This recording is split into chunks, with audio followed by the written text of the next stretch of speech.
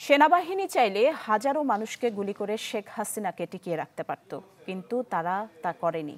তারা দেশের মানুষের প্রতি দায়বদ্ধতা আর নিজেদের সম্মানের কথা চিন্তা করেছেন, যা পুলিশের তখনকার ঊর্ধ্বতনরা করেননি।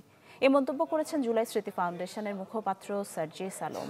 শনিবার চট্টগ্রামের পিটিআই মিলনায়তনে আন্দোলনে নিহত চট্টগ্রাম বিভাগের শহীদদের পরিবারের মাঝে আর্থিক সহায়তা প্রদান অনুষ্ঠানে এমন মন্তব্য করেন তিনি। আহ্বান জানান হত্যাকারীদের দ্রুত আইনের আওতায় আনার। অনুষ্ঠানে 105 শহীদ পরিবারের কাছে তুলে দেওয়া হয় আর্থিক অনুদানের চেক।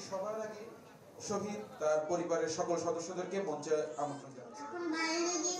বছর শেষের খুশি নগদে হবে বেশি। নগদ পেমেন্টে নির্দিষ্ট ক্যাটাগরির কেনাকাটায় 300 টাকা পর্যন্ত ক্যাশব্যাক।